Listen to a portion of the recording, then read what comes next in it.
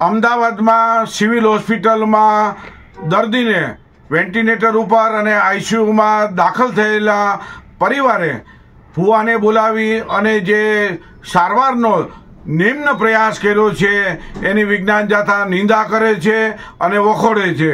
આપણે કઈ સદીમાં જઈ રહ્યા છીએ? મેડિકલ સારવારથી જ આ દર્દીને સારું થયું છે અને આવા ભવાની ઉપલબ્ધિની વાત કરવાથી લોકોમાં ભ્રામકતા ફેલાશે, લોકો મેડિકલ સારવારમાં અવરોધરૂપ સાબિત થશે અને લોકોને ઉપશંકા થશે। આ બધાના નતીજાની અંદર આપણે વિજ્ઞાન જાથા જે ભુવા સામે, એના પરિવાર સામે, સિક્યુરિટી ગાર્ડ સામે, ડોક્ટર નર્સ સામે કાનૂની કાર્યવાહીની માગણી કરીએ છીએ। શિક્ષાત્મક પગલાં સરકારી કર્મચારી સામે પણ માગણી કરવામાં આવે છે। જવાબદાર કોઈ પણ વ્યક્તિ હોય, ભુવો પહેલાં તો આઈસીયુમાં અને વેન્ટિલેટર ઉપરના દર્દી પાસે પહોંચી કેમ શકે છે? એને માની લો કે જમ્સ લાગી જાય તો જવાબદારી કોની? આવા બધા પ્રશ્નો છે, અનુત્તર છે। એટલે વિજ્ઞાન જાથા છે સ્પષ્ટપણે માગણી કરે છે, જે કોઈ જવાબદાર હોય એને સેલના સળિયા પાછળ ધકેલી દેવાની માગણી કરવામાં છે।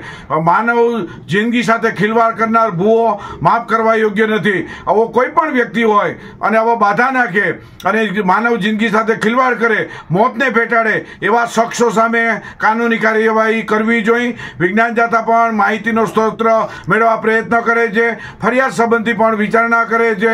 તાત્કાલિક ધોરણે સરકારી તંત્રે ભુવા સામે અને પરિવાર સામે કાનૂની કાર્યવાહીની માગણી કરવામાં આવે છે। આપણે સૌ જાણીએ છીએ કે અત્યારે 21મી સદીની અંદર ભુવો જો વેન્ટિલેટર સુધી પહોંચી શકે અને તે સારવાર બેધડક કરી શકે તો આમાં નીચા જોડવું છે। સમગ્ર સરકારી તંત્રને, આરોગ્ય તંત્રને પણ નીચા જોડવું છે। આવું ન થવું જોઈએ। આપણે સૌ સાથે મળીને આવું પુનરાવર્તન ન થાય અને જે જવાબદાર હોય તેની સામે કાર્યવાહી થાય, એને જેલના પાછળ, સળિયા પાછળ ધકેલી દેવાની વિજ્ઞાન જાથા માગણી કરે છે। આપણે સૌ જાણીએ છીએ કે સરકાર અનેક ઉપલબ્ધિઓમાં આરોગ્ય તંત્ર ઉપર સામાન્ય વર્ગને પોસાય તેવું કામ કરે છે અને દર્દીઓને સાજા કરે છે, ત્યારે માત્ર એક ભુવો છે સમગ્ર સમાજને ગુમરાહ કરે, ભ્રમમાં ફેલાવે, જે ચલાવી ન લેવાય, માફ કરવા યોગ્ય નથી। એની સામે કાનૂની કાર્યવાહી અને ડોક્ટર અને દર્દી કે નર્સ